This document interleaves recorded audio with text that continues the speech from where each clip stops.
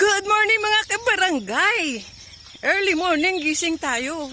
Yan, first day natin dito sa Jensan. So ayun po, pinapawisan po si Inday kasi nagwalis-walis muna ako pagkagising. Sabay kape, so tapos na po. Kaya mag-explore muna tayo dito sa ating palayan. Palayan na hindi aton. Naangkin. Kamusta kayo dyan mga ka-team JJ Kulit? Pasensya na po kayo, hindi ako makatambay sa inyo mga ilang araw kasi busy po kami sa preparation nga sa pagpunta dito. Then ano pa sa work, conflict pa sa work. So pagpasensya nyo na po. Minsan pa pasilip-silip na lang din po ako. So tingnan nyo yung sitwasyon ko. Ayun o, nakaupo. Ayun. Tingnan nyo po sa likuran ko, mani po yun. 1 hektaryang mani. Yan, i-harvestin na nitong katapusan. Katapusan daw ng April. Yan, harvestin. Ito naman po ay palayan naman dito. Palayan. Pero hindi sila nagtanim dito ng mani. Hinanda na lang nila pagdating ng tamang panahon para magtatanim naman uli sila ng palay. Kasi wala irrigation ngayon. So, nag-stop muna sila. Ang mani, kahit walang irrigation, pwede yan. Tutubo yung mani. Yan. So, maganda dito kasi, fresh na fresh ang air. So, naiba yung environment ngayon ni Inday. Ni Ate Inday nyo, naiba ang environment. Pinapawisan tayo. Maglalakad-lakad pa rin ako kasi maganda maglakad-lakad. Pero umupo muna ako habang nagbibideo. Yan. Parang may aso doon. So, ayan po, ang distansya dito ng bawat bahay ay 1 hektarya. 1 hektaryang distansya. Pero, tingnan mo, hindi naman sila gano'ng magkalayo. Sila po ay magkakapatid. 8 magkakapatid. Dikit-dikit po yan. Ito lang ang area na, nasa loob siya banda. Kasi depende po sa tawag na ito. Depende po sa area na dapat pagtatayuan ng bahay. Tingnan mo yung iba dun, sa bungad po sila ng highway. Ayan naman po, yan, magkapatid din yan. Hanggang doon sa dulo, hindi nyo makita. 8 magkakapatid, tigi 1 hektarya po sila. Yan, so masarap sa pakiramdam pagka nandito ka na, ganitong oras, di ba? Maglalakad tayo. Fresh morning breeze. Oh, Jensan. Yan. Yan, ito po yung pamumuhay nila dito sa Jensan, ang pagtanim. Ang pagtanim. Yan. Maganda naman kung maganda yung harvest nyo. Pero minsan failure din po. Kaya yan po yung masakit sa banks ng mga farmers dito pagka once na failure, na peste ang kanilang palayan.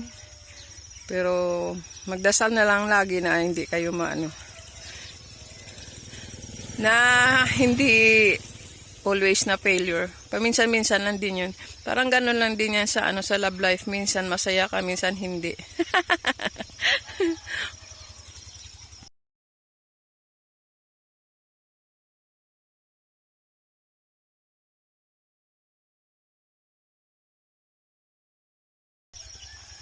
Yan.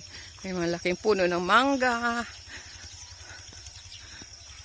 Buti naman kasi unti-unti na sila na-establish dito, lalo na yung sa wifi. Yan, may wifi na sila dahil nga meron na silang internet connection dito. Dati wala pa to, kaya medyo mahirap ang communication. Pero dito kahit na mahina lang ang nila, minsan napapatay sindi din eh.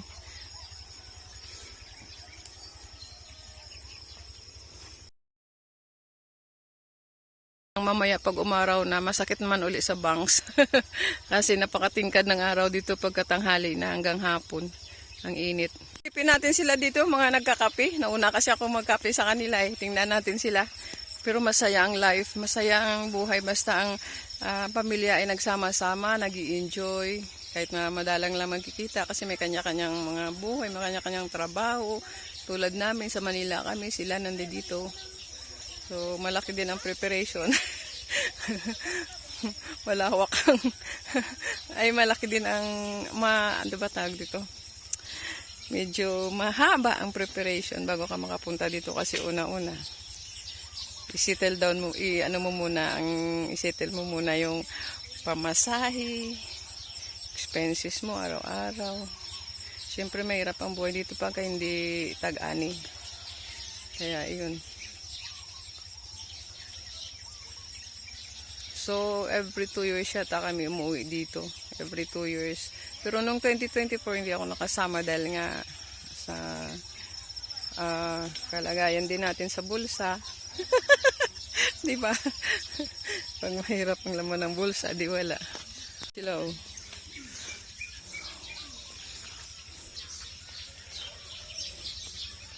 Ano gawa mo, geng?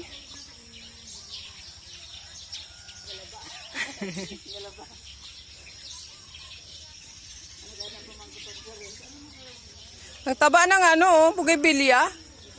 Kahit na tag-araw. Ayan, si tatay.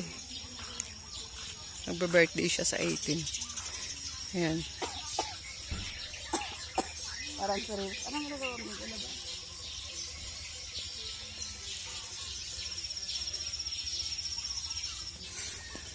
Ganito yung buhay nila dito. Pag isang hektarya lang talaga yung lupa mo, masasabi natin na medyo bitin ang buhay mo. Lalo na dumating ng panahon na minsan may failure din po. So wala po ang ating mga mangunguma dito. Mas okay kung sila yung meron naman dito na medyo nakakaginhawa kasi malawak po yung lupain at medyo lumago rin po yung mga negosyo, kaya hindi natin masasabi na kagipitan sa buhay nila.